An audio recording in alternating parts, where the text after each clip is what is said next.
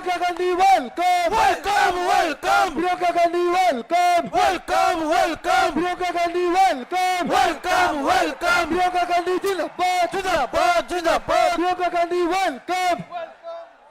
Priyanka Gandhi, Jindabad. Jindabad, Jindabad. Rahul Gandhi, Jindabad. Jindabad, Jindabad. Priyanka Gandhi, welcome. Welcome, welcome. Rajmini, welcome.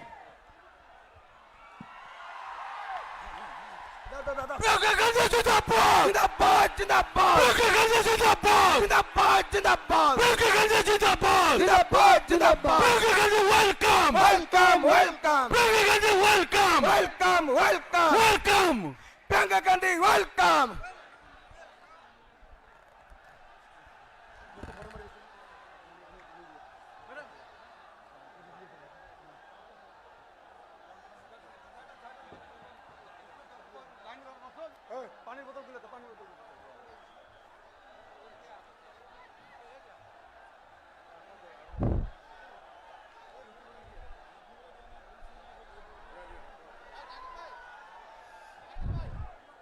আপোনালোকৰ মাজত আমাৰ all India Congress কমিটিৰ সাধাৰণ সম্পাদিকা শ্ৰীমতী প্ৰিয়ংকা গান্ধীজী আমাৰ মাজত উপস্থিত হৈছে।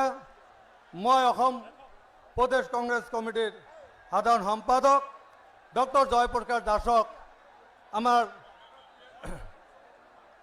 অতিথিবিলাকক সম্বোধনা দিয়াৰ কাৰণে অনুৰোধ জনালোঁ। Priyanka Gandhi. Priyanka Gandhi. Priyanka Gandhi. শ্ৰদ্ধা দুবুৰীবাসী ৰাইজ, আমাৰ কাৰণে অতি ভাল খবৰ।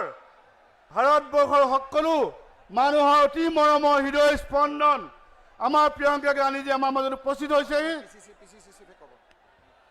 তেখেতক এখন সম্বৰ্ধনা জনাবলৈ আমি বিচাৰিছোঁ। তেখেতক সম্বৰ্ধনা জনাব ধুবুৰী লোকসভাৰ কেন্দ্ৰীয় ৰকিবুল হুছেইন ডাঙৰীয়াৰ নেতৃত্বত ধুবুৰী আৰু বৰপেটা জিলা সভাপতি আৰু ধুবুৰী লোকসভাৰ সমূহ MLA বৃন্দৰ সৈতে মাননীয় প্ৰিয়ংকা গান্ধী ডাঙৰীয়ানীক সম্বৰ্ধনা জনাবলৈ আমি অনুৰোধ জনাইছোঁ।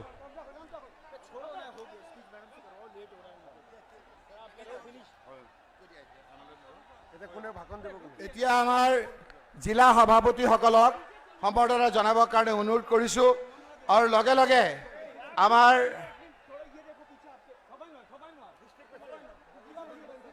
ডিষ্ট্ৰিক্ট প্ৰেচিডেণ্টসকলক মহিলা যোৱা যোৱা যোৱা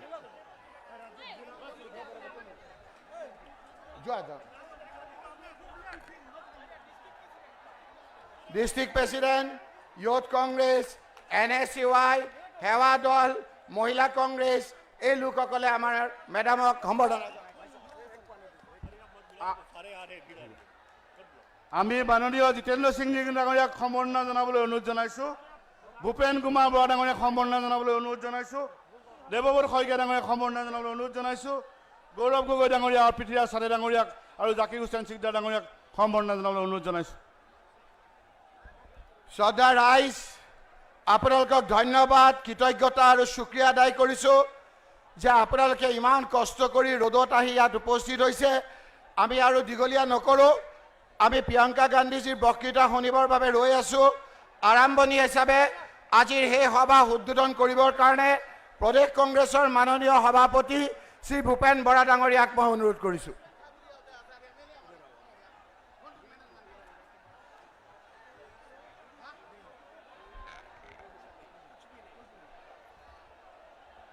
শ্ৰদ্ধেয় ৰাইজ, ভাল লাগিছেনে চবৰে? এবাৰ মোৰ লগত চবেই ক'ব, প্ৰিয়ংকা গান্ধী জিন্দাবাদ। দুইখন হাত দাঙি পেলাই ক'ব, প্ৰিয়ংকা গান্ধী জিন্দাবাদ, প্ৰিয়ংকা গান্ধী জিন্দাবাদ। আমাৰ মাজত आज हमारा 20 में देश की पहली प्रधानमंत्री नेहरू जी के नाती का पुत्री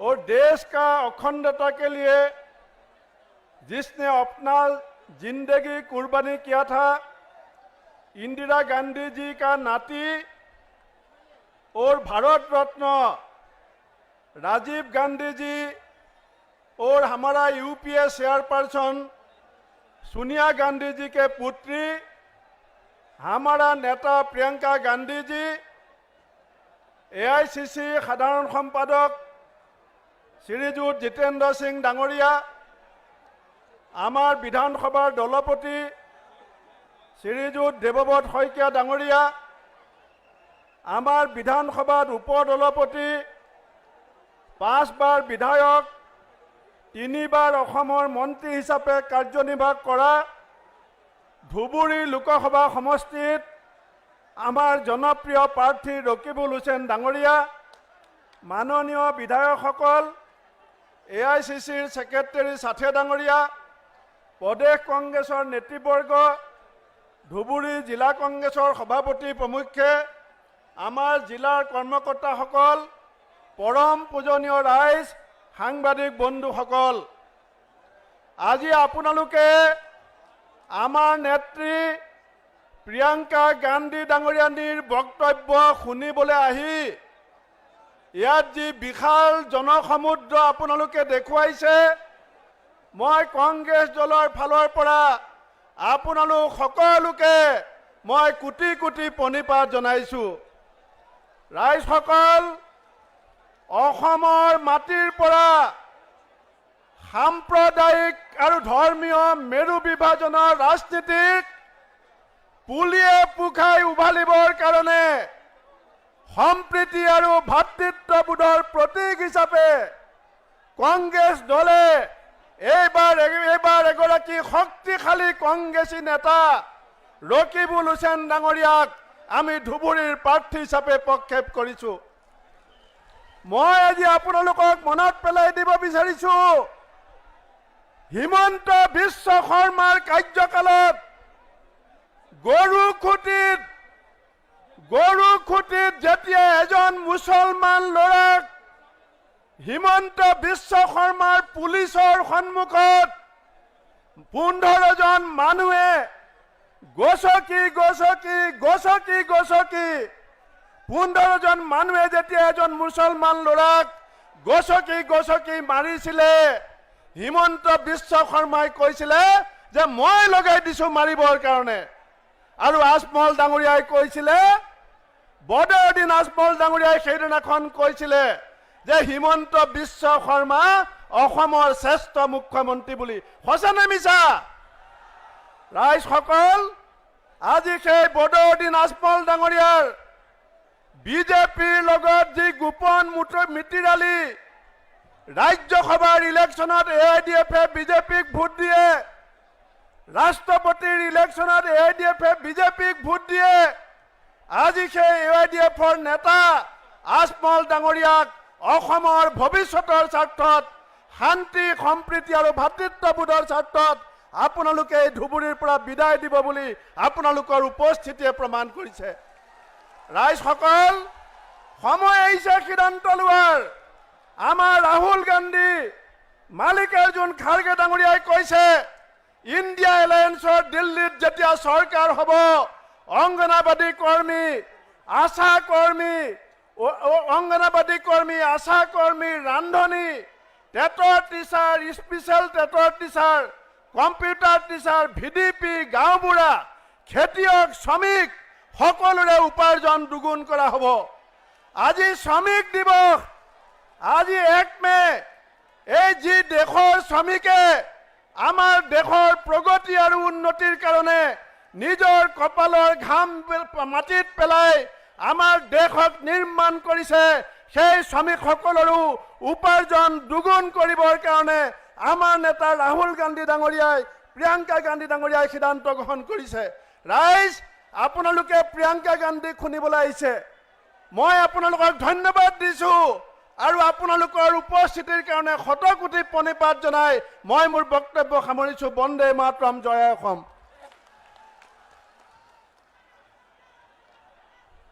ভূপেন কুমাৰ বৰা ডাঙৰীয়াক ধন্যবাদ জনাইছো। এতিয়া আপোনালোকৰ উদ্দেশ্যে ভাষণ প্ৰদান কৰিব আমাৰ সকলোৰে সন্মানৰ আদৰৰ এইবাৰৰ ধুবুৰী লোকসভা সমষ্টিৰ কংগ্ৰেছ দলৰ মনোনীত প্ৰাৰ্থী মাননীয় ৰকিবুল হুছেইন ডাঙৰীয়া। ৰকিবুল হুছেইন ডাঙৰীয়াক বক্তব্য প্ৰদান কৰাৰ বাবে আহ্বান জনাইছো।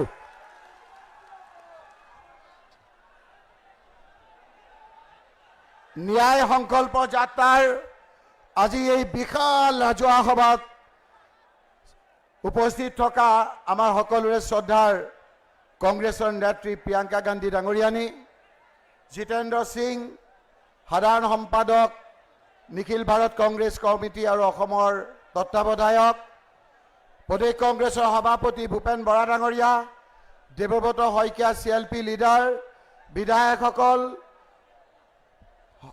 জিলা সভাপতিসকল, যুৱ কংগ্ৰেছ, NSY, মহিলা কংগ্ৰেছ, সেৱা দলৰ সহকৰ্মী বন্ধুসকল, ভদ্ৰ মহিলা মণ্ডলী, আলি মোলামাসকল, সাংবাদিক বন্ধুসকল আৰু ইয়াত উপস্থিত থকা শ্ৰদ্ধাৰ ৰাইজ, ইমান গৰমত হাজাৰ হাজাৰ মানুহ ইয়াত উপস্থিত হৈছে। তাৰ বাবে আমি কংগ্ৰেছ দলৰ ফালৰ পৰা আপোনালোকক সকলোকে ধন্যবাদ, কৃতজ্ঞতা আৰু শুক্ৰিয়া আদায় কৰিছোঁ। শ্ৰদ্ধাৰ ৰাইজ, মোক প্ৰিয়ংকা গান্ধীজীয়ে সুধিছিল যে ধুবুৰীবাসী ৰাইজৰ সকলোতকৈ ডাঙৰ সমস্যা কি। তেতিয়া আপোনালোকৰ লগত মই এইকেইটা দিন ঘূৰি যিটো অনুভৱ কৰিছোঁ সেই কথাটো মই ব্যক্ত কৰিছোঁ। এতিয়া আমাৰ সকলোতকৈ ডাঙৰ সমস্যা হৈছে মুখ্যমন্ত্ৰী হিমন্ত বিশ্ব শৰ্মা, হয়নে নহয় কওক ৰাইজ। হিমন্ত বিশ্ব শৰ্মাই আমাক যি অশান্তি কৰিছে, আমাৰ গৰীব দুখীয়াক যিটো অশান্তি কৰিছে, আমাৰ ল'ৰা ছোৱালীক যেনেকৈ গুলিয়াই মাৰিছে, আমাক যেনেকৈ গিৰিয়েকৰ বুকুৰ পৰা ঘৈণীয়েকৰ বুকুৰ পৰা গিৰিয়েকক কাঢ়ি লৈ গৈছে, আমাৰ ঘৰবিলাক বুলডেজাৰ আৰু হাতীৰে যেনেকৈ ভাঙি দিছে, যি অশান্তি কৰিছে, এই অশান্তি পৰিত্ৰাণ হ'ব। আপোনালোকে ইয়াত কংগ্ৰেছ দলৰ পাৰ্টীক ভোট দিয়ক। মই আপোনালোকক কৈছোঁ, এজন সীমান্ত নহয়, দুজন সীমান্ত নহয়, 50জন সীমান্তই আপোনালোকৰ গাৰ নোম লগাব নিদিওঁ ৰাইজ। তেওঁলোকৰ ৰঙা চকু আমি বগা কৰি দিম। শ্ৰদ্ধা ৰাইজ, ইয়াত আপোনাৰ হিমন্ত বিশ্ব শৰ্মাক সহায় কৰিছে আপোনালোক সকলোৱে জানে বদৰুদ্দিন ৰাজবল ডাঙৰীয়াই। বদৰুদ্দিন ৰাজবল ডাঙৰীয়াই কৈছে এই ভোটদাতাসকলক ইয়াৰ বোলে যুৱকসকল চুৰ ডকাইত আৰু বোলে ৰেপিষ্ট। আচৰিত কথা, হিমন্ত বিশ্ব শৰ্মাৰ জুইত তেওঁ পেট্ৰল ঢালি ভক ভককে জ্বলাই দিবলৈ আহিছে। সেইকাৰণে আপোনালোকে কৈছে হিমন্ত বিশ্ব শৰ্মাক মুখ্যমন্ত্ৰীৰ পৰা আঁতৰাবলৈ হ'লে আমি AUDF-ক নাইকিয়া কৰিব লাগিব। AUDF-ক ৰাজনৈতিকভাৱে নাইকিয়া কৰিবলৈ হ'লে এইবাৰ বদৰুদ্দিন ৰাজবল ডাঙৰীয়াক আমি হৰুৱাব লাগিব। বদৰুদ্দিন ৰাজবল ডাঙৰীয়াক হৰুৱাৰ লগে লগে AUDF নাইকিয়া হ'ব। আৰু আপোনালোকক কৈছোঁ, 2 মাহৰ ভিতৰত হিমন্ত বিশ্ব শৰ্মাৰ মুখ্যমন্ত্ৰীত্ব আমি আঁতৰাম ৰাইজ। আপোনালোকৰ ওচৰত আমি দীঘলীয়াকৈ আলোচনা নকৰোঁ। মই আপোনালোকক বিনম্ৰতাৰে অনুৰোধ কৰিছোঁ যে আপোনালোকে এইকেইটা দিন যি ধৰণে স্বতঃস্ফূৰ্তভাৱে ওলাই আহিছে, অহা 7 তাৰিখে আপোনালোকে 3 নম্বৰত আছে মোৰ নামটো। কংগ্ৰেছ পাৰ্টি হিচাপে EVM-ৰ 3 নম্বৰত আছে। আমাৰ হিন্দু ধৰ্ময়ো 3 শব্দটো খুব আপোনাৰ লাকি, খুব আপোনাৰ লাকি নম্বৰ। হিন্দু ধৰ্মটো লাকি, মুছলমান ধৰ্মটো লাকি, সকলো ধৰ্মটো লাকি।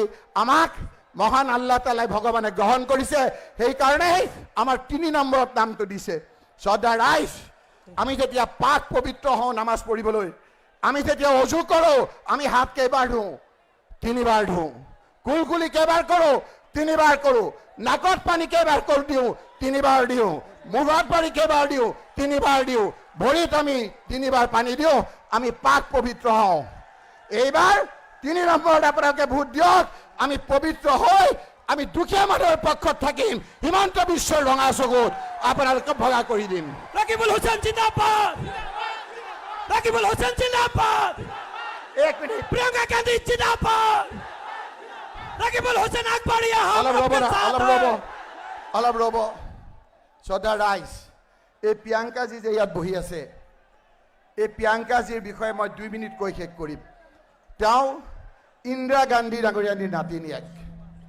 বহুতে কয় গান্ধী পৰিয়াল। মোক দেখাওকচোন গান্ধী পৰিয়ালৰ নিচিনা কোনে ইমান ত্যাগ কৰিছে, ছেক্ৰিফাইচ কৰিছে। এই প্ৰিয়ংকা গান্ধী ডাঙৰীয়ানীয়ে আজি ইন্দিৰা গান্ধী ডাঙৰীয়ানীৰ মৃত্যুৰ সময়ত ঘৰত সৰুতে আছিলে, সেই তেজ দেখিছিল। তেওঁলোকে ধৰ্ম নিৰপেক্ষতা অখণ্ডতাৰ কাৰণে যুঁজিছিল। ইন্দিৰা গান্ধী ডাঙৰীয়াই জানিছিল তেওঁৰ মৃত্যু হ'ব। মৃত্যুৰ আগত কৈছিল, দেশ সেৱাৰ কামত ব্ৰতি থকা অৱস্থাত যদি মোৰ মৃত্যু হয়, মোৰ প্ৰতিটো তেজে দেশৰ অখণ্ডতা ৰক্ষা কৰিব। তেতিয়া কৈছিলে, সোনিয়াজীয়ে কৈছিলে যে ৰাজীৱ তুমি ৰাজনীতি নকৰিবা, প্ৰিয়ংকা আৰু ৰাহুলক নহয় মই ভালকে থাকোঁ। ৰাহুলজীয়ে কৈছিল দেশক মোৰ প্ৰয়োজন আছে। তেতিয়া ৰাহুলজী তেতিয়া কৈছিলে যে তোমাকো মাৰি পেলাব। দেখিলে সেই ধুনীয়া যেতিয়া পৃথিৱীত যায় আমি ৰাজীৱ গান্ধী ডাঙৰীয়াক চাই থাকোঁ, সেই ৰাজীৱ গান্ধী ডাঙৰীয়াকো তেওঁলোকে মাৰি পেলালে। সেই ঘৰৰ ত্যাগৰ প্ৰতীক আজি আমাৰ প্ৰিয়ংকা গান্ধী, ৰাহুল গান্ধী। এই প্ৰিয়ংকাজীয়ে মই কিতাপত পঢ়িছোঁ যে ৰাজীৱ গান্ধী ডাঙৰীয়াক কৈছিলে যে দেউতা তুমি আমাক গাড়ী চলাই চাহ খাবলৈ নিয়া আমাৰ ইণ্ডিয়া গেটৰ ওচৰত, কেতিয়া নিবা? কৈছিল তই চিন্তা নকৰিবি, তই মাক ক, তই সোনিয়া গান্ধীক ক, ৰাহুলক ক, আমি লাষ্ট আমাৰ যিবাৰ কেম্পেইনিং হ'ব তাৰ পৰা আহি আমি একেলগে চাহ খাব যাম। কিন্তু চাহ খাবলৈ নাপালে, তেওঁক হত্যা কৰিলে ৰাইজ। সেই হত্যাৰ সময়ত এই প্ৰিয়ংকা গান্ধী, ৰাহুল গান্ধীয়ে ঘৰত 6 বছৰ সোমাই থাকিবলগীয়া হৈছিল। আমাৰ ত্যাগ, আমাৰ এই ত্যাগৰ প্ৰতীক এই প্ৰিয়ংকা গান্ধী আহিছে। এইখিনি কথাৰে মোৰ বক্তব্য শেষ কৰি পুনৰবাৰ 3 নম্বৰত আপোনালোকে হাতৰ চিৰত ভোট দি মোক আপোনালোকৰ খেদমত কৰিবলৈ আপোনালোকে সুবিধা দিব বুলি আশা ৰাখি মোৰ বক্তব্য শেষ কৰিছোঁ। আৰু এতিয়া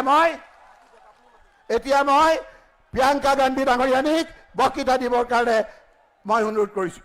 जिसके लिए प्यार है, मोहब्बत है, वो प्रियंका जी आ रहे हैं, जिसका बड़ा इंतजार है। प्रियंका गांधी जिंदाबाद, प्रियंका गांधी जिंदाबाद, रकीबुल हुसैन जिंदाबाद, जय अकबर जिंदाबाद, प्रियंका गांधी जिंदाबाद, प्रियंका गांधी अकबरिया युवा कांग्रेस आपका साथ है, सोनिया गांधी जिंदाबाद, श्री जितेंद्र सिंह जी जिंदाबाद, प्रियंका गांधी जिंदाबाद, प्रियंका गांधी जिंदाबाद, प्रियंका गांधी जिंदाबाद, भूपेन बड़ा जिंदाबाद, प्रियंका गांधी अकबरिया युवा कांग्रेस आपका साथ है, प्रियंका गांधी अकबरिया युवा कांग्रेस आपका साथ है, प्रियंका गांधी जिंदाबाद। मैं बोलूं? हाँ,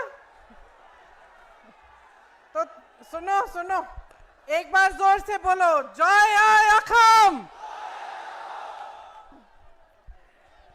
धन्यवाद। कैसे हैं आप? गर्मी है आज, दूर दूर से आए हैं, बहुत इंतजार कर रहे थे क्या? जल्दी जल्दी बोलूं? नहीं। श्री जितेंद्र सिंह जी, श्री भूपेन बोरा जी, श्री देवव्रत साइकिया जी, श्री रकीबुल हसन जी, श्री गौरव गोगोई जी, श्री जाकिर हुसैन जी, श्री अबीदुर जमान जी, श्री पृथ्वीराज साठे जी, मंच पर विराजमान सभी नेतागण, सभी पदाधिकारी, मेरी प्यारी प्यारी बहनों, प्यारे भाई, आप सब इतनी दूर से यहाँ इतनी बड़ी तादाद में मेरी बातों को सुनने आए हैं, इसके लिए सबसे पहले मैं आपके प्रति अपना आभार प्रकट करना चाहती हूँ। आपको सबको हिंदी समझ में आती है या अनुवाद कराऊं? ठीक है, समझ में आती है। देखिए, ये कोच राजवंशी की धरती है, महामाया धाम यहाँ है, पंचपीर दरगाह यहाँ है, गुरुद्वारा श्री तेग बहादुर जी का यहाँ है। ये एक ऐसी धरती है जहां से पूरे देश को संदेश जाता है कि ये देश एक है, हम सब एक महान परिवार है और इस देश के लिए हम सब एकजुट होकर लड़ेंगे। इस देश के लिए हम सब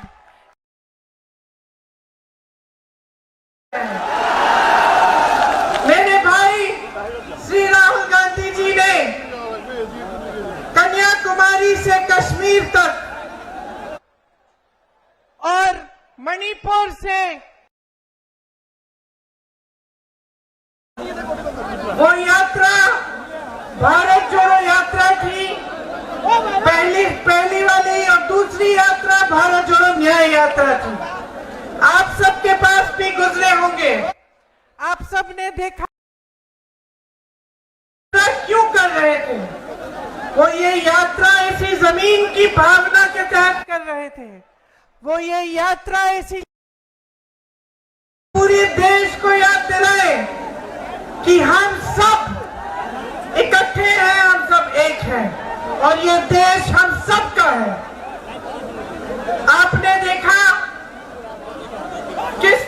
से जहां जहां राहुल जी जाते हैं वे सिर्फ सच बोलते हैं। किसी को पसंद आए ना आए, किसी को अच्छा लगे ना लगे, लेकिन वो सत्य बोलते हैं और सत्य के पथ पर चलते हैं। ये जो सच्चाई और सत्य की परंपरा है, ये हमारे देश की पुरानी परंपरा है। हमारे धर्मों ने हमें सिखाई, हमारे महापुरुषों ने हमें सिखाई, और पूरा देश की राजनीति की जब नींव डली तब इसी परंपरा पर डली। महात्मा गांधी जी ने भी यही सत्य का पथ पकड़ा था। हमारे पूरे जो स्वतंत्रता आंदोलन की नींव थी वह यही थी, सत्य, सच्चाई और देश और जनता की सेवा। लेकिन आज देश में क्या हो रहा है?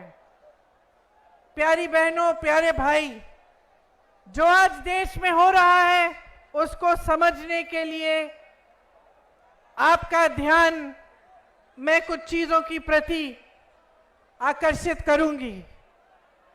देश में जो राजनीति चल रही है, असम में जो राजनीति चल रही है, उसको आपको गहराई में समझना पड़ेगा।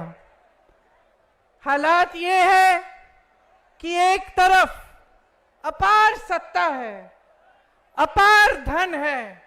मेरे मीडिया के साथी यहाँ हैं, सरकारों के साथ है।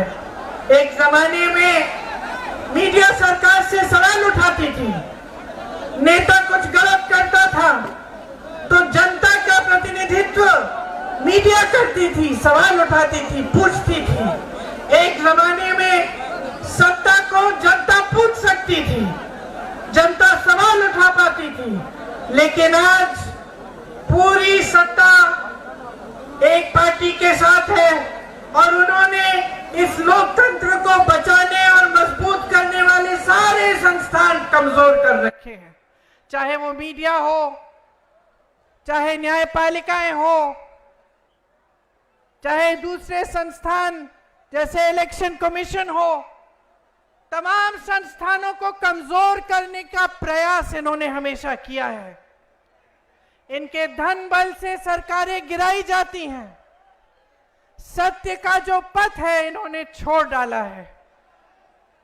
तो आज चाहे असम में, चाहे पूरे देश में एक ऐसी राजनीति चल रही है जो जनता के लिए नहीं चल रही है।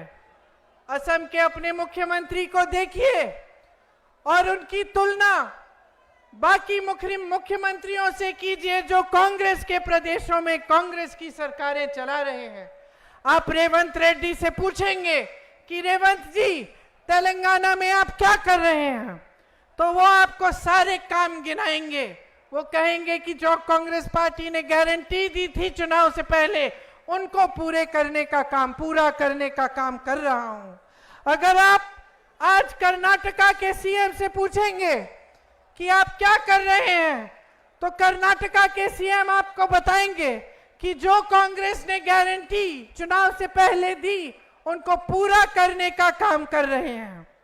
इसी तरह से जहां जहां कांग्रेस की सरकार है, आप वहां के सीएम्स को देखिए और आपको पता चलेगा कि सेवा के लिए समर्पित हैं। लेकिन यहाँ असम में माफियाओं का राज चल रहा है। भू माफिया, सुपारी माफिया, बालू माफिया, कोयले का माफिया, हर तरफ देखें तो वसूली और माफिया चल रही है। यहाँ पे सरकार जितने स्कैम करती है, चाहे वो किसान का संपदा स्कैम हो या पीपीई किट पे स्कैम हो या फ्लाईओवर का स्कैम हो, चाहे गाय की तस्करी जो खुलेआम हो रही है और कोई रोक नहीं रहा है, ये सारी चीजें चल रही हैं आपके प्रदेश में, लेकिन विकास का काम नहीं हो रहा है, आपका काम नहीं हो रहा है। यहां के सीएम के खिलाफ बड़े बड़े आरोप थे जब वो कांग्रेस पार्टी में थे, तब उनके खिलाफ एक बड़ा आरोप था। जैसे ही वो बीजेपी में शामिल हुए, वो सारे आरोप गायब हो गए।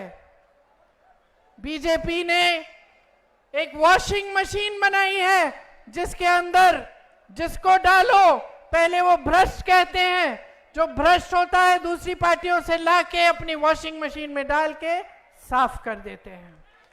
तो ये सबसे पहले इन्होंने आपके ही सीएम के साथ किया,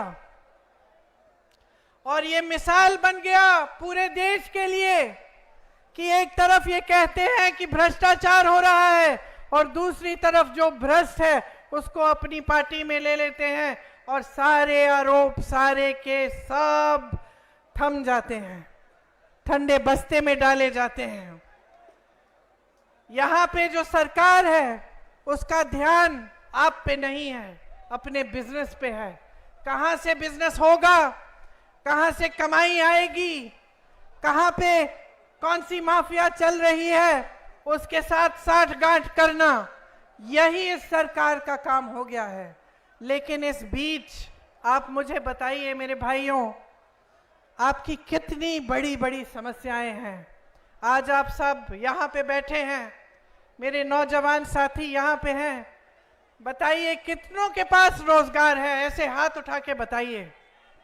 रोजगार मिला है? नहीं मिला है। किसी को, एक जने को तो मिला होगा, किसी को रोजगार नहीं मिला? बहने, किसी को रोजगार नहीं मिला है, क्योंकि सरकार का पूरा ध्यान अपने स्वार्थ पे है। मंत्रियों का, सीएम का, सबका अपने ही स्वार्थ पे है। हम कैसे कमाएंगे, जनता कैसे कमाएगी, जनता के क्या संघर्ष हैं, कोई इन पर ध्यान नहीं दे रहा है। आज बेरोजगारी इतनी ज्यादा बढ़ गई है, 45 सालों में सबसे ज्यादा बेरोजगारी आज हमारे देश में है। आपको मालूम है 70 करोड़ लोग बेरोजगार हैं, 70 करोड़। 30 लाख खाली पद पड़े हैं, 30 लाख खाली पद केंद्र सरकार में पड़े हुए हैं इतने सालों से, उनको भरा नहीं गया है। जिससे बात करो वो बेरोजगार है। आप सबने मेहनत से पढ़ाया लिखाया, बहुत मेहनत की, कोई खेती करता है, कोई मजदूरी करता है, कोई जॉब करता है, किसी के पास छोटी दुकान है। आप सब क्या चाहते हैं अपने बच्चों के लिए? आप उनको बड़ा करके उनके भविष्य को बनाना चाहते हैं, है कि नहीं? पढ़ाते लिखाते किस लिए हैं? पूरी हिम्मत डालते हैं आप कमाई में, ताकि बच्चे बड़े होकर अपनी लाइफ बना पाए, अपनी जिंदगी बना पाए और उनका भविष्य अच्छा हो। लेकिन आज चाहे जितना भी काम आप करें, चाहे परिवार में आप काम कर रहे हैं, महिलाएं चाय के बगान में काम कर रही हैं, पुरुष मजदूरी कर रहे हैं, किसी का कहीं पे जॉब लगा हुआ है, फिर भी कमाई पूरी नहीं हो रही है। ये सच है कि नहीं? फिर भी जब आपको दुकान जाना पड़ता है कुछ खरीदने के लिए तो घबराहट होती है। जब कोई बीमार पड़ता है तो पूरे परिवार पे संकट आ जाता है कि कैसे इलाज कराएंगे। सही बात है कि नहीं? सही बात है ना? कुछ टूट जाता है घर में, बारिश आती है, पानी आ रहा है, उसको ठीक करना है, अब कहते हैं कोई बात नहीं, बाद में कर लेंगे, अभी पैसे नहीं है। बच्चों की फीस भरनी पड़ती है, बच्चों के लिए वर्दी खरीदनी पड़ती है, मुश्किलें भरी पड़ी हैं। मिट्टी का तेल, सब्जी, पेट्रोल, डीजल सब महंगा हो गया है। जो खेती करता है वो खेती में कमा नहीं पा रहा है, एमएसपी तो मिलती ही नहीं है आपको। और खेती में जितने भी सामान आप इस्तेमाल कर रहे हो आज, सब पे जीएसटी लगा के उनको महंगा कर दिया है।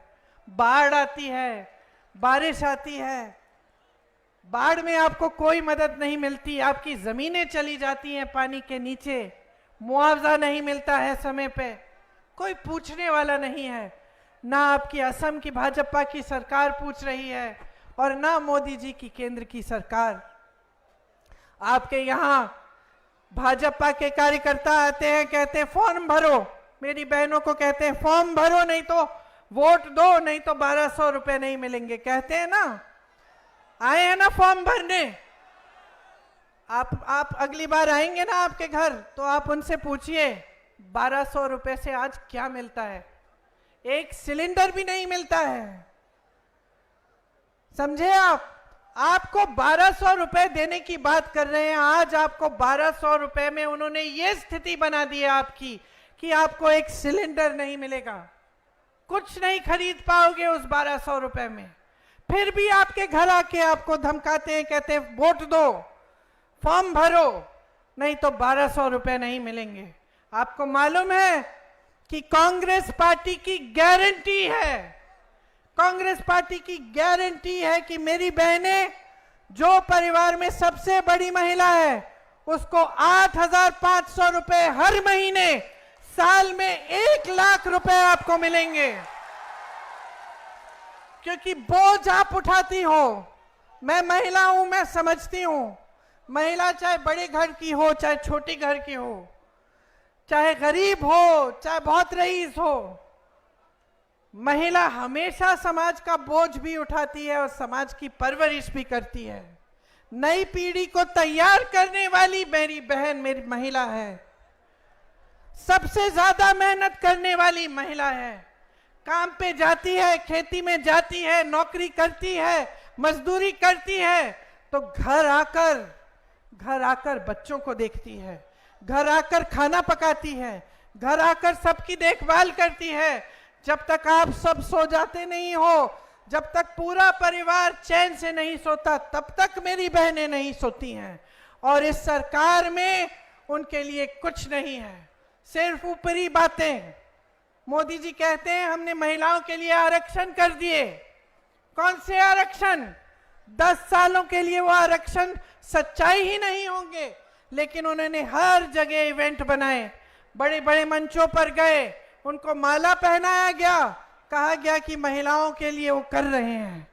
लेकिन असलियत ये है कि आपको 5 किलो राशन और 1200 रुपए पकड़ाकर ये कहते हैं कि बस चुप रहो, इतना मिलेगा तुम्हें, बस और कुछ नहीं मिलेगा। महिलाओं को आत्मनिर्भर करने के लिए, अपने पैरों पे खड़े करने के लिए कुछ नहीं किया। कांग्रेस पार्टी चुनाव में गारंटी दे रही है और चुनाव के बाद देखना, जैसे हमने अपने प्रदेशों में सारे गारंटी लागू किए हैं, हम ये भी लागू करेंगे कि 50% मतलब आधी नौकरियां जितनी भी केंद्र सरकार में है, आधी महिलाओं को मिलेगी। ये लोग महिला सुरक्षा की बात करते हैं। आपने देखा होगा कर्नाटका में क्या हो रहा है। इनके पार्टी के साथ लगे हुए लोग, ऐसी हरकतें इन्होंने की हैं, ऐसे अपराध किए हैं, हजारों वीडियो निकले हैं। और क्या पता चला कि जिसने अपराध किया उसके साथ मोदी जी मंच पे खड़े होकर उसके लिए वोट मांग रहे थे। मंच पे खड़े होकर मोदी जी ने कहा कि इनको वोट दीजिए, ये हमारे को इनको जिताइए। वही अपराधी देश से भाग के निकल गया, किसी ने रोका नहीं। बहनों और भाइयों, मोदी जी ने नहीं रोका, उनके अमित शाह जी ने नहीं रोका, उनको निकलने दिया। जहां जहां महिलाओं पे अपराध हुआ है, चाहे हाथरस में यूपी में हुआ, मैं गई थी उस महिला के घर, उसकी मां रो रही थी, उसकी बच्ची 19 साल की थी, उस समय मेरी बच्ची भी 19 साल की थी। उसके साथ सारी गलत हरकतें करके उसको जलाया गया, माता पिता को उसका शव भी नहीं देखने दिया। उसके बाद उन नाव में ऐसा हादसा हुआ एक महिला के साथ, उसको भी जला दिया गया। ये लोग कुछ नहीं बोले, मोदी जी कुछ नहीं बोले, बल्कि इन्होंने अपराधियों को बचाने का काम करवाया। जहां जहां अपराधी थे सबको बचाया, उनकी रक्षा की गई सरकार से। लेकिन महिला की सुरक्षा के बारे में ये लोग बात करते हैं। ये लोग आकर आपको कहते हैं कि हम महिलाओं की सुरक्षा करेंगे। किस मुंह से करेंगे बहने, किस मुंह से? हाथरस में नहीं की, उन्नाव में नहीं की, मणिपुर में एक जवान की बीवी को निर्वस्त्र करके सबके सामने चलाया गया। सबने वो वीडियो देखा कि नहीं? सबने देखा। मोदी जी ने देखा होगा ना, अमित शाह जी ने देखा होगा ना, तो चुप कैसे हो गए? बचाने नहीं आए, कोई कार्रवाई नहीं हुई, आंख मूंद दी, मुंह इस तरफ फेर लिया। पूरा देश देख रहा था, महिला को बचाने नहीं आए। जहां जहां अपराध हो रहा है वो अपराध होने दे रहे हैं। ओलंपिक की हमारी मेडलिस्ट थी, जब मेडल जीत के आई मोदी जी के घर गई, मोदी जी ने बुलाया उनको चाय पिलाई, उनके साथ फोटो खिंचाई। सारी मीडिया में ने लिखा, देखो मोदी जी के काल में इंडिया मेडल लेके आ रही है ओलंपिक से। जब वही महिला सड़क पे उतरी, जब उसी महिला ने कहा कि मेरे साथ गलत हुआ है, मेरे साथ गलत हुआ है, मोदी जी मेरी मदद कर दीजिए, जो आपकी पार्टी में नेता है उसने किया है, तो मोदी जी ने एक लफ्ज नहीं कहा।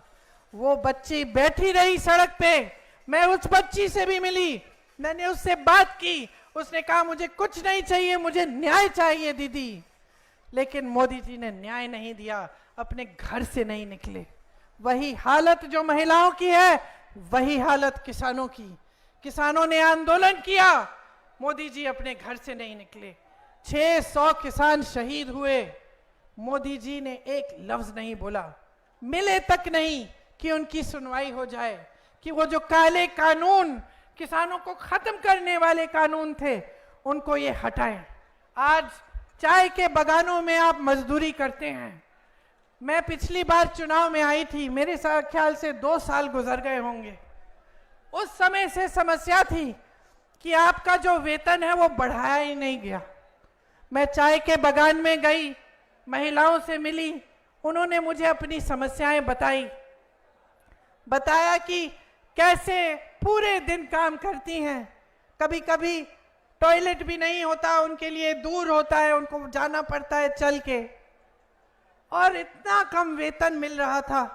उस समय उनकी मांग थी कि हमारा वेतन बढ़ाया जाए। 2 साल गुजर गए, आप भाजपा की सरकार लाए, आपके मुख्यमंत्री चाय के बागानों को हड़पवाते हैं, चाय के बागानों में अलग अलग बिजनेस कराना शुरू कर दिए हैं, लेकिन जो चाय के बागान में मजदूरी करते हैं उनका वेतन उन्होंने नहीं बढ़ाया। तो आप सोचिए, कांग्रेस में हमने कहा है कि हर रोज की मजदूरी 400 रुपए तक हम बढ़ाएंगे, और ये हमारी गारंटी है। यहां आपकी मांग है कि कोच राजवंशी समुदाय जो है उसको एसटी स्टेटस मिले। कब से आपकी पुरानी मांग है, इस मांग का हम पूरा समर्थन करते हैं। आपने सुना होगा राहुल जी कहते हैं कि जाति जनगणना कराएंगे। जाति जनगणना का मतलब है कि ये गिनती होगी कि किस समुदाय में, किस जाति में कितने लोग हैं, ताकि सही से भागीदारी पूरी देश में हो पाए, और सिर्फ जाति के आधार पर नहीं, लेकिन अमीरी गरीबी के आधार पर भी, ताकि हम जान जाएं कि भाई यहाँ ये समस्या है, ये जाति है, ये धर्म के लोग हैं, जहाँ पे कुछ अलग सी समस्या है, और इसको पूरा करने के लिए हम क्या करें, यहाँ इनकी पूरी भागीदारी नहीं हो रही है। तो ये सब चीज़ों को समझने के लिए ये जाति जनगणना कराएंगे। लेकिन इसमें एक महत्वपूर्ण बात यह है कि आज जो रिजर्वेशन पे 50% का कैप है वो हटाया जाएगा। इसीलिए जो कांग्रेस पार्टी की नीतियां हैं उनको आपको अच्छी तरह से समझने की जरूरत है। देखिए, जहां जहां हमारी सरकारें चल रही हैं वहां आपकी भलाई के लिए चल रही हैं। पहले से हमारी राजनीति ये रही है कि हम जनता की सेवा करें। जनता कैसे मजबूत होगी, आपके भविष्य कैसे बनेंगे। लेकिन यहां असम में बीजेपी और एआईयूडीएफ का जो गठजोड़ है वो यहाँ की राजनीति को एकदम एक दूसरी दिशा में ले गई है। बदरुद्दीन जी और हेमंत बिस्वा शर्मा जी के का एक गुप्त गठजोड़ है, अंदर अंदर से मिले हुए हैं। दोनों एक दूसरे की बड़ी तारीफ करते हैं। आपने सीएम जी का इंटरव्यू देखा होगा, उस इंटरव्यू में क्या कहा उन्होंने, कोई बताएगा? आप बताओ। वो बोले हैं बदरुद्दीन जी के दिल की इच्छा थी कि मैं सीएम बनूं, समझे?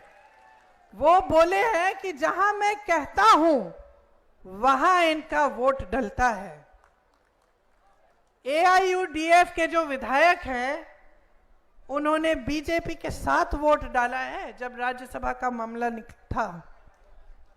तो समझिए, आपके सामने ऊपर ऊपर से कुछ और बात हो रही है। ऐसे ही उन्होंने तेलंगाना में भी किया। तेलंगाना में उन्होंने साठगांठ की ओवैसी जी के साथ, ताकि वो कांग्रेस के वोट काटें और बीजेपी जीते। तो इस बात को आप गहराई से समझिए। जहां जहां हम मजबूत हैं वहां बदरुद्दीन जी अपने कैंडिडेट खड़े करके हमारे वोट काटने की कोशिश इसलिए कर रहे हैं क्योंकि वो चाहते हैं कि भाजपा जीते। 3 बार सांसद बने हैं। मुझे बताइए, कोई नया स्कूल खोला, कोई अस्पताल खोला, कोई बड़ी यूनिवर्सिटी लाए आपके यहाँ, कोई अच्छा बड़ा कारोबार, कोई इंडस्ट्री लाए जिससे आपको नौकरी मिल सकती थी? बाढ़ आई, आपके पास आए, आपकी मदद की। वो तो खुद कहते हैं कि वो व्यापारी हैं, खुद कहते हैं मैं व्यापारी हूं, मैं बिजनेसमैन हूं, है कि नहीं? तो वो तो व्यापार ही कर रहे हैं, राजनीति नहीं कर रहे हैं, वो सेवा नहीं कर रहे हैं, वो व्यापार कर रहे हैं आपके साथ। और जहां जहां उनका फायदा है वहां वहां जा रहे हैं। ये आपका फायदा नहीं दे रहे हैं। उनके इतर का बड़ा बिजनेस है कि नहीं? आपको याद है तरुण गोगोई जी के समय अगर की जो पेड़ है उनकी कटाई पे पाबंदी डाली थी, उसकी कटाई बंद की थी। अब फिर से शुरू करा दी है सीएम जी ने। और फायदा किसको हो रहा है? बदरुद्दीन जी की जो इतर की फैक्ट्रियां हैं उसको फायदा हो रहा है, क्योंकि वही लकड़ी इतर में डलती है। तो देखिए, जो समझने की बात यह है ना कि चाहे AIUDF हो, बदरुद्दीन जी हो, भाजपा के हेमंतो बिस्वा शर्मा जी हो, ये सरकार जो चलाते हैं ये बड़े बड़े खरबपतियों के लिए चलाते हैं। और इसी तरह की सरकार मोदी जी चलाते हैं। अब चाहे असम में हो चाहे पूरे देश में हो, सरकारें खरबपतियों के लिए चल रही हैं। इससे हमें पता कैसे चलता है कि ये बात सच है? क्योंकि आप आज देखिए, देश का लोहा पहले सरकार देखती थी, अब देश का सारा लोहा एक बड़े खरबपति को दिया जा रहा है जो इनके दोस्त हैं, मोदी जी के दोस्त हैं, बिस्वा शर्मा जी के भी दोस्त हैं। कोयला इनको दिया जा रहा है, बिजली खरबपतियों को, सड़कें खरबपतियों को, हवाई अड्डे सारे बड़े बड़े खरबपतियों को, बंदरगाह सारे बड़े बड़े खरबपतियों को, सारे हाईवे। ये किसकी संपत्ति थी? ये मोदी जी की संपत्ति थी कि ये दे रहे हैं अपने दोस्तों को? ये बिस्वा शर्मा जी की संपत्ति थी? बदरुद्दीन जी की संपत्ति थी? किसकी संपत्ति थी ये आपकी संपत्ति है। बड़े बड़े सरकारी कारखानों से आपको नौकरी, आपको रोजगार मिलती थी, लोग खुश हो जाते थे, सरकारी नौकरी मिली है, पेंशन मिलेगा, जीवन भर सुरक्षित रहेंगे। आज क्या परिस्थितियां हैं? आज ऐसा कह सकते हो? उसी तरह से कांग्रेस ने प्राइवेट बिजनेस को खूब बढ़ावा दिया, बड़े बड़े कारखाने खड़े करवाए, लेकिन जिससे आपको रोजगार मिलता था। आपकी संपत्ति आपसे लेकर उनको देने की बात नहीं हुई। 16 लाख करोड़ रुपए, 16 लाख करोड़ रुपए माफ किए हैं सिर्फ कुछ गिने चुने बड़े बड़े उद्योगपतियों के मोदी जी ने। सोचिए, 16 लाख करोड़ रुपए से क्या क्या नहीं हो सकता था। यहां कितने कारखाने बन जाते, आपके स्कूल बन जाते, आपको रोजगार मिल जाते, आपकी सड़कें, आपके घर में पानी, जो बाढ़ आती रहती है उसको रोकने का कोई इंतजाम बन जाता। 16 लाख करोड़ रुपए इन्होंने बड़े बड़े खरबपतियों को माफ किए। देश के किसान को इनसे पूछो कितने रुपए माफ किए इन्होंने, पूछो मोदी जी से, पूछो हेमंतो बिस्वा शर्मा जी से। 1 रुपया नहीं माफ किया। कांग्रेस की जहां जहां सरकारें रही, छत्तीसगढ़ में छत्तीसगढ़ के किसान से पूछो, किसानों का कर्ज माफ करने का काम हुआ वहां। आज परिस्थिति ये है, मीडिया को खरीद लिया है सब बड़े बड़े सेठों ने, विपक्ष पर धड़ाधड़ हमला है, भयानक हमला है, विपक्ष के खाते बंद कर रखे हैं, 2 चीफ मिनिस्टर जेल में है चुनाव के समय। इस देश के इतिहास में ही कभी पहले नहीं हुआ, पहली बार इस देश के इतिहास में 2 चीफ मिनिस्टर जेल में पड़े हैं, चुनाव चल रहा है। मोदी जी स्कीम लाए, इलेक्टोरल बॉन्ड की स्कीम, कहते हैं कि हम सबसे ईमानदार प्रधानमंत्री हैं इस देश के इतिहास में। देख लो, यहां आकर जब आपको भाषण देंगे सुन लेना क्या कहते हैं, कहेंगे मैं अकेला भ्रष्टाचार के खिलाफ लड़ रहा हूं, मैं अकेला ईमानदार हूं इस देश में, बाकी सारे भ्रष्ट हैं, ऐसा कहते हैं। तो मैं आपको बताना चाहती हूं कि ये ईमानदार प्रधानमंत्री कैसी स्कीम निकाल के लाए। स्कीम ये थी कि जो भी चंदा देगा किसी भी राजनीतिक दल को, उसका नाम गुप्त रहेगा। यह ईमानदारी की स्कीम थी इनकी कि उसका नाम गुप्त रहेगा। सुप्रीम कोर्ट ने कहा कि यह गलत स्कीम है, ये नाम गुप्त नहीं रहने चाहिए, नामों को खोलो, सबके सामने बात आनी चाहिए कि किसने कितना चंदा दिया।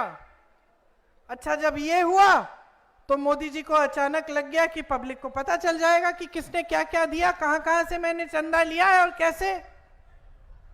तो फिर कहने लगे कि अरे पहली बार इतिहास में ये सूची पारदर्शी हो गई है, जनता को दिख रही है। तुमने थोड़ी दिखाई, अरे मोदी जी ने खुद थोड़ी दिखाई। ये पारदर्शी कैसी हुई? क्योंकि सुप्रीम कोर्ट ने, जजों ने बोला कि इसको पारदर्शी बनाओ। इससे पहले तो मोदी जी की स्कीम ये थी कि गुप्त रहेगा। अच्छा चलिए, सूची दिखी, सूची में आप सोचिए चंदा कैसे कैसे लिया गया। छापा मारा, चंदा लिया, छापे बंद, केस डाल दिया किसी बड़े व्यापारी पर, भयानक केस डाला, एजेंसियां डाल दी उसके पीछे, चंदा लिया, केस बंद। गुजरात में जो पुल गिरा था याद है आपको? बहुत लोग उसमें बह गए थे। जिसने पुल बनाया उसने चंदा दिया है मोदी जी को। कोविड की वैक्सीन सबको लगी ना? कोविड की वैक्सीन पूरे देश में मोदी जी की फोटो के साथ लगी, बाकायदा मोदी जी की फोटो के साथ आपको सर्टिफिकेट मिलती थी। उस कोविड की वैक्सीन को बनाने वाले ने इनको चंदा दिया। आज क्या बाहर निकला है, मैं पढ़ रही थी अखबारों में कि उस वैक्सीन में भी कुछ है कि 1 या 2% लोग उससे बीमार भी पड़ सकते हैं। तो आप सोचिए कि कितना बड़ा भ्रष्टाचार किया और भ्रष्टाचार की स्कीम बना दी, और ये आके आपके सामने कहते हैं कि ये सबसे ईमानदार है, कि इनसे ईमानदार कोई, इनसे पहले कोई नेता ही नहीं रहा।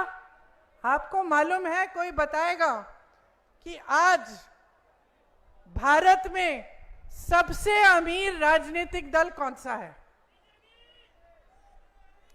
भाजपा, बीजेपी 10 सालों से सत्ता में रहे हैं, बार बार कहते रहते हैं 70 साल से कांग्रेस ने नहीं किया। हाँ, कांग्रेस ने 70 सालों में इतना पैसा नहीं कमाया जितना इन लोगों ने कमाया है। 10 सालों में ही, मात्र 10 सालों में देश और दुनिया की सबसे अमीर पार्टी बन गए। कैसे? इनके जिलों में देखो कितने बड़े बड़े दफ्तर हैं, पूरी इमारतें हैं। इनके लिए जो भी काम करता है वो वेतन पे रखते हैं। हमारे कांग्रेस के कार्यकर्ता यहाँ खड़े हैं, सेवा दल के कार्यकर्ता, इनसे पूछो, मुफ्त में काम करते हैं देश के लिए, देश की सेवा करते हैं। और ये लोग आपसे कहते हैं कि हम लोग भ्रष्ट हैं और ये ईमानदार, ये पाक हैं। जिस भ्रष्ट इंसान को लेना चाहते हैं ले लेते हैं। अचानक वही इंसान साफ और पाक बन जाता है। अहंकार इनका इतना बढ़ गया है, बहनों और भाइयों, इनको सच्चाई बताने वाला कोई बचा ही नहीं है। हमने देखा है अपने जीवन में बहुत प्रधानमंत्रियों को, सत्ता को देखा है, घर में देखा है। आप तो जानते ही हैं सत्ता में क्या होता है, कौन लोग आसपास आ जाते हैं, चमचे आते हैं कि नहीं, है ना। सबसे पहले चमचे, फिर झूठ बोलने वाले, सच्चाई नहीं बताएंगे, बाहर अंधेरा है बोल देंगे उजाला है कि नहीं। और जब इतनी सत्ता होती है और इतना अहंकार होता है और जब नेता सब में भय फैलाता है, डर फैलाता है, तब तो और भी, तब तो किसी की हिम्मत ही नहीं होती। अब आपकी ये स्थिति है, महंगाई है, बेरोजगारी है, किसान पिस रहा है, महिलाओं के लिए कोई रास्ता नहीं है आगे बढ़ने का। कोई बता भी रहा है मोदी जी को? मुझे नहीं लगता। जैसे टीवी वाले हम सबको रोज रोज सुनाते हैं ना कि बहुत अच्छा हो रहा है, अर्थव्यवस्था आगे बढ़ रही है, सब अमीर हो रहे हैं देश में, उसी तरह से मोदी जी को सुनाया जा रहा है रोज सुबह शाम। उनको सच्चाई मालूम ही नहीं है, अब दूर हो गए हैं जनता से। जैसे अहंकारी नेता होते हैं, पुराने जमाने में अहंकारी राजा होते थे, उनको कोई समझ नहीं है कि जनता का क्या संघर्ष है, बहनें क्या संघर्ष कर रही हैं, किस तरह से परिवार को आगे चला रहे हैं, आज कोई समझ नहीं है। सुनिए, लचित बोरफुकन जी की जो असमिया गौरव के प्रतीक हैं, उनकी एक मूर्ति यहां बनी 125 फुट ऊंची। आपने सुना है मोदी जी इतने अहंकारी हो गए हैं कि अपनी मूर्ति बनवा रहे हैं किसी व्यापारी से और चाहते हैं कि ये उससे भी बड़ी हो। सोचिए, इतना अहंकार बढ़ गया है, इतना अहंकार बढ़ गया है कि आज इनके नेता संविधान को बदलने की बात कर रहे हैं। संविधान को बदलने का मतलब क्या है? गांव गांव में यहां इनके जो उम्मीदवार हैं, जो मंत्री हैं, इन्होंने बयान दिए हैं और बयान में कहा है इस बार भाजपा को जिताओगे तो संविधान बदल डालेंगे। अब आप सोचो, ये जो आप यहां खड़े हैं इस चुनावी सभा में, दूर दूर से आए हैं मेरी बातों को सुनने के लिए। क्यों आए हैं? आपको अपने भविष्य की चिंता है ना। आप जान रहे हो कि आपका वोट डलने जा रहा है। ये वोट आपके जीवन में तरक्की भी ला सकता है, गलत जगह चले जाए तो आपके जीवन को पीछे भी ला सकता है। आप 10 सालों से देख रहे हैं कोई तरक्की नहीं आई है। ये वोट आपका सबसे बड़ा औजार है। आज अगर आप अपने भविष्य को बदलना चाहते हैं तो हमारे संविधान ने आपको ये वोट दिया है, ये जो शक्ति दी है ना कि आप यहाँ पे बैठे हो, जो भी आप काम करते हो, मजदूरी करते हो, खेती करते हो, आपको वही अधिकार दिया है जो यहाँ पे मंच पे बैठे नेताओं को दिया है। आपको वही अधिकार दिया है एक किसान को जो प्रधानमंत्री को अधिकार दिया है। एक गांव की महिला को वही अधिकार दिया है जो एक मंत्रिमंडल में बैठी महिला को दिया है। और वो यही अधिकार है, यही चीज है जो इस देश में सबको समान दृष्टि से देखती है, संविधान। और ये अधिकार जो वोट का अधिकार है, ये संविधान ने दिया है। संविधान आपको बचाता है। आप कुछ गलत देख रहे हैं, इसको ठीक करना चाहते हैं, वोट कर सकते हैं। संविधान आपको मदद करता है, आपकी सहायता करता है। अगर आपका समुदाय या आपकी जाति आगे बढ़ नहीं पा रही है तो संविधान में आपके लिए आरक्षण है ताकि आप आगे बढ़ पाए। आज इसी संविधान को बदलने की बात, इस संविधान को जिसके लिए असम के महापुरुष, पूरे देश भर के महापुरुषों ने अपना जीवन दिया, जिसके लिए लड़े, ये स्वतंत्रता आंदोलन जो 100 सालों से चला, जब से 100 सालों से जब से ब्रिटिश यहां थे तब से आस्ते आस्ते आंदोलन शुरू हुआ, चला, अंत में हमें आजादी मिली, लोगों ने त्याग किया इस संविधान को बनाने के लिए। इस संविधान को बनाने के लिए डॉक्टर अंबेडकर जैसे महापुरुष, महात्मा गांधी जैसे महापुरुष लड़े, जवाहरलाल नेहरू लड़े, और आज ये लोग, इनका अहंकार इतना बढ़ गया है कि ये कह रहे हैं हमारी मूर्ति श्री लचित बोरफुकन की मूर्ति से बड़ी बनाओ, हम संविधान को बदलेंगे। ये संविधान इनका थोड़ी है कि ये बदल सकते हैं। ये संविधान इस देश का है, ये संविधान आपका है। जिस तरह से आपकी संपत्ति किसी बड़े खरबपति को पकड़ा रहे हैं, उस तरह से आज ये कहने लगे हैं कि आपका ये संविधान वे बदल डालेंगे, जब जी चाहे कुछ भी ले आएंगे। तो कौन रोकेगा इनको? कौन रोकेगा? अगर फिर से इनकी सरकार आई तो जाने क्या कर डालेंगे। कोई पूछ नहीं रहा है, मीडिया सच्चाई दिखा नहीं रही है।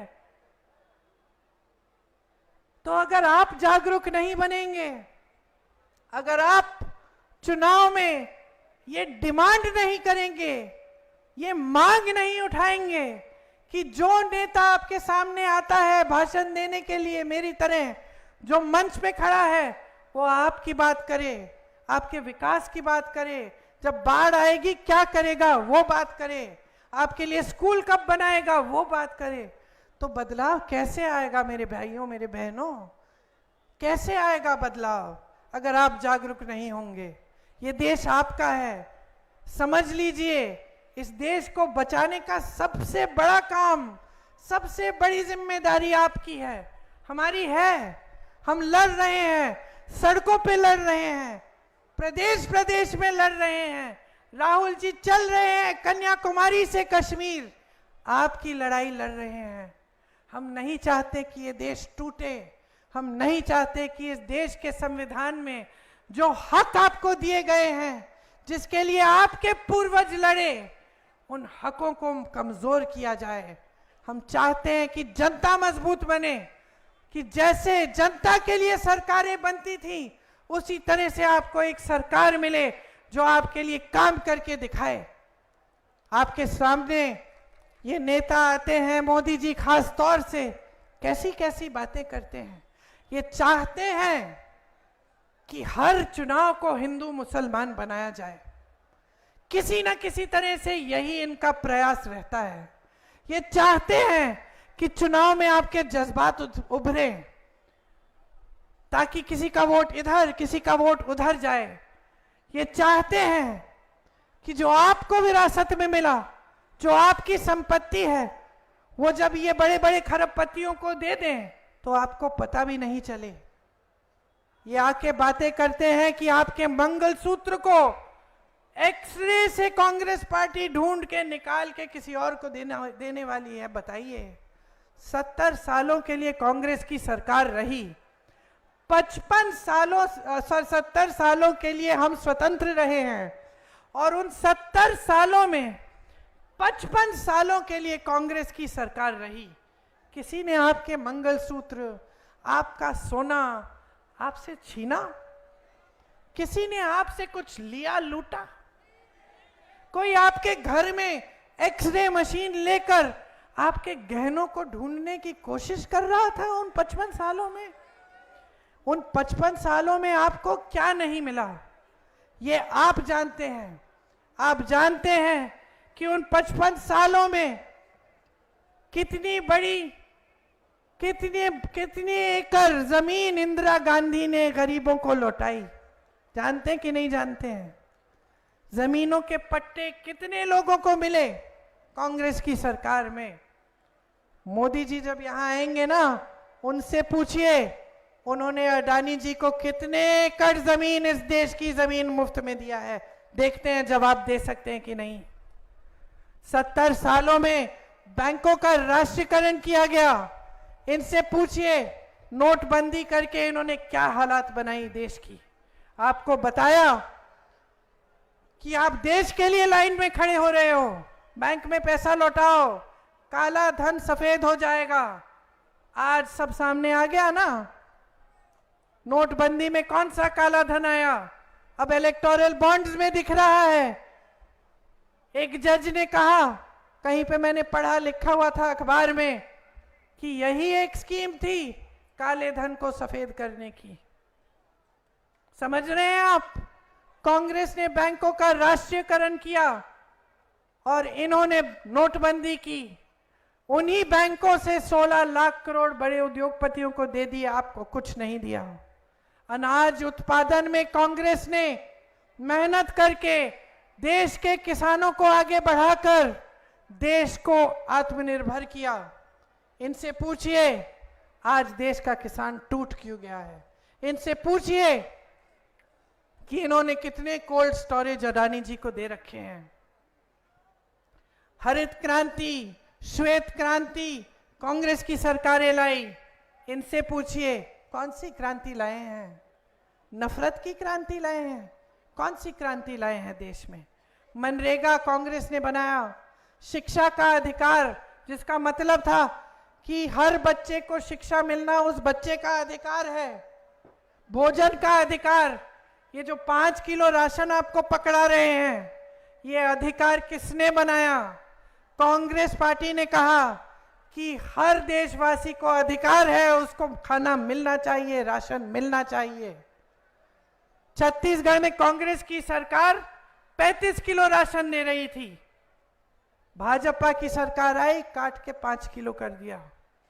कांग्रेस ने इस देश में आईआईटी बनाए, आईआईएम बनाए, एम्स बनाए, विश्वविद्यालय बनाए, इसरो बनाया, डीआरडीओ बनाया, बीएचईएल बनाया, सेल बनाया, ओएनजीसी बनाया, एचएएल बनाया, भाखड़ा नंगल डैम बनाया। एक ऐसी संस्था का नाम ले ले मोदी जी यहां खड़े होके, क्या बनाया उन्होंने? कौन सी ऐसी संस्था बनाई? ईडी क्या बनाया इन्होंने? 20,000 करोड़ का संसद भवन का सुंदरीकरण किया, जब देश का किसान 15,000 का बकाया मांग रहा था। कोई एक ऐसी संस्था नहीं बनाई उन्होंने। आपके लिए कुछ ऐसा नहीं किया जिससे आप आगे बढ़ पाए। सिर्फ इनके बड़े बड़े इवेंट, कभी ये कभी वो, कभी विदेश जाएंगे, कभी अफ्रीका में दिखेंगे, कभी अमेरिका में दिखेंगे, हर जगह घूमते हुए दिखेंगे, आपके घरों में कभी नहीं दिखेंगे। मैं एक चुनौती देती हूं भाजपा के नेताओं को, एक वीडियो दिखा दे मुझे जहां मोदी जी वाराणसी में, जो उनका संसदीय क्षेत्र है, वाराणसी में किसी एक गरीब के घर के अंदर गए हों। नहीं गए। परवाह नहीं है आपकी, अपनी सत्ता की परवाह है। हेमंतो बिस्वा सरना जी को, बदरुद्दीन जी को, मोदी जी को, और मैं एक सांस में तीनों का नाम ले रही हूं, क्योंकि तीनों एक समान हैं। तीनों आपके जज्बातों का फायदा उठाना चाहते हैं। तीनों चाहते हैं कि ये चुनाव हर चीज पे लड़ा जाए, लेकिन आपकी समस्याओं को हल करने की बातों पे ना लड़ा जाए। तीनों ये चाहते हैं कि उनकी अपनी तरक्की हो, आपकी तरक्की नहीं हो। तीनों अपना स्वार्थ साधते हैं।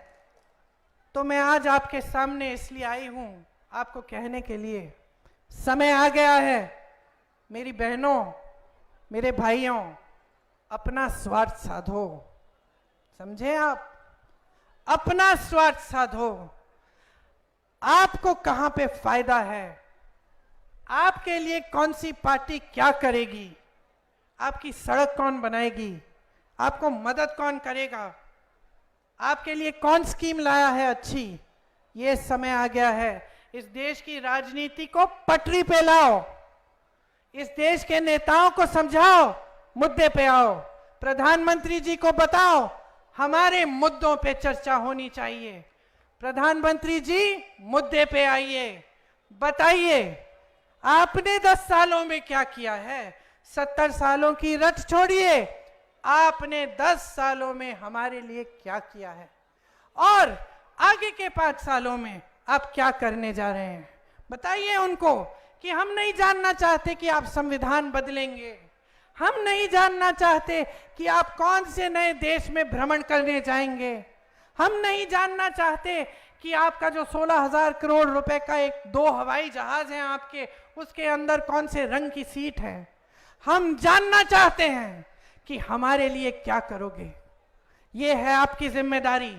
आज मैं यहां खड़े होकर आपको कह रही हूं कि आज अगर आपने अपनी जिम्मेदारी नहीं समझी, आज अगर आप ये बात गहराई से नहीं समझे कि ये चुनाव आपके मुद्दों पे लड़ा जाना चाहिए, महंगाई पे लड़ा जाना चाहिए, रोजगार पे लड़ा जाना चाहिए, तब ये देश एकदम गलत दिशा में चलता चले जाएगा और उसको पीछे खींचने का कोई नहीं होगा।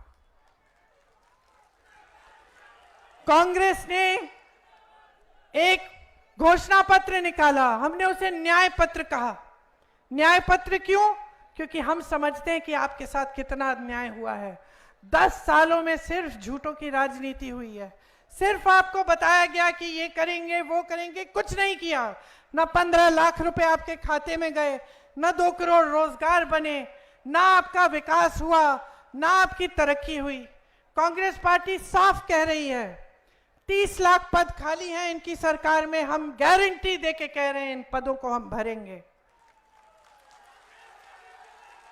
अग्निवीर जैसी स्कीम लाए ये लोग, ताकि जो सेना में जाता था वो भी सुरक्षा, उसकी भी सुरक्षा अब नहीं है, वो भी सुरक्षित नहीं रह सकता, 4 साल की नौकरी करके घर आकर बेरोजगार होगा। हम उस स्कीम को रद्द करेंगे। हम 5,000 करोड़ रुपए का फंड निकालेंगे नौजवानों तुम्हारे लिए, ताकि तुम अपना छोटा कारोबार शुरू करना चाहो तो तुम्हें उस फंड से पैसे मिलेंगे।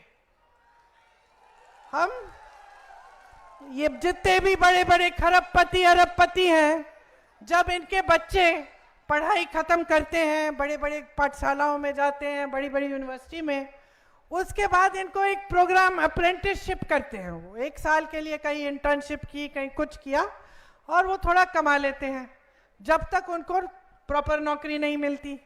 लेकिन ये सुविधा गरीब बच्चों के लिए नहीं है। हम इस देश में पहली बार हम एक ऐसी सुविधा लाना चाहते हैं जहां जब आप अपना एजुकेशन खत्म करते हैं, स्नातक पास होते हैं, तब से आपको एक अप्रेंटिसशिप का प्रोग्राम में डाला जाएगा, जिससे 1 साल में आप कम से कम 1 लाख रुपए कमा पाएंगे। आप शिक्षा के लोन लेते हैं, कितनी मेहनत करते हैं, शिक्षा के लिए लोन लेते हैं, किसी को ट्यूशन फी भरनी पड़ती है, मेहनत से इतना काम करते हैं, पेपर लीक हो जाते हैं। हम कह रहे हैं कि पेपर लीक के खिलाफ हम एक कानून लाएंगे, जो शिक्षा के लिए लोन ले रहा है उसका लोन हम माफ करेंगे। ये फसल में आपका नुकसान होता है जब बाढ़ आती है, तो हमारी गारंटी है कि 30 दिनों के अंदर अंदर आपको पूरा मुआवजा मिलेगा, पूरा भुगतान मिलेगा। खेती के सारे सामान हम जीएसटी से मुक्त करेंगे।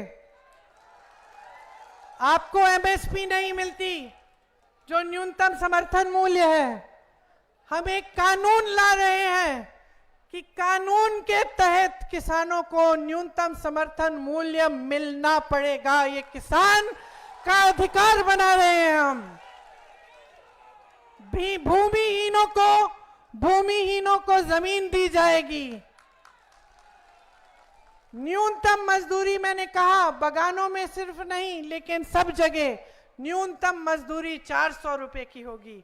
और एक सबसे बड़ी जो स्कीम जो हमने राजस्थान में करके दिखाई कि 25 लाख रुपयों तक इलाज मुफ्त होगा आपका, मतलब स्वास्थ्य की सुविधाएं मुफ्त होंगी। ये सब हम क्यों करना चाहते हैं? क्योंकि हम समझते हैं कि सबसे ज्यादा संकट आपने देखा है, सबसे ज्यादा संघर्ष आप ही ने किया है। इस देश के आम आदमी ने, इस देश के गरीब ने, इस देश के मजदूर ने, इस देश की महिला, इस देश के किसान ने। ये जो 10 सालों का भाजपा का राज रहा है, इसमें तरक्की करने वाले सिर्फ बड़े लोग रहे हैं, सिर्फ भाजपा के नेता, सिर्फ बड़े बड़े खरबपति। बाकी देश की तरक्की रुक गई और बाकी देश की तरक्की को कराने के लिए हम सब आपके लिए यहां समर्पित हैं। रॉकी बुल जी आइए इधर।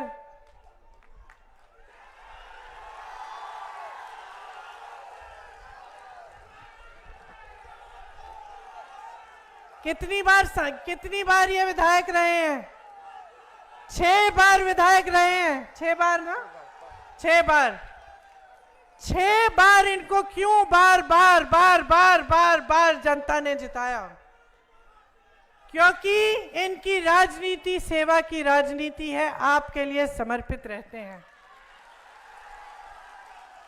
आज ये लोकसभा का चुनाव लड़ रहे हैं, एक बार जोर से बताओ, जिताओगे कि नहीं? एक बार और।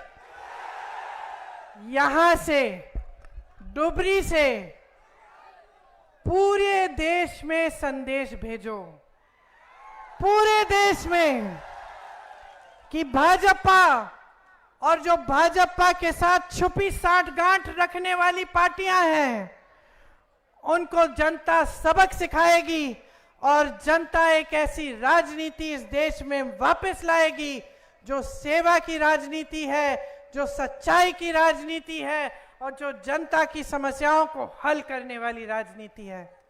आप सबने इतनी धूप में इतनी लंबी बात सुनी मेरी, इसके लिए आपका बहुत बहुत धन्यवाद। इनको भारी बहुमत से जिताओ, चुनाव के बाद मैं वापस आऊंगी आप सबको धन्यवाद देने के लिए। जय हिंद।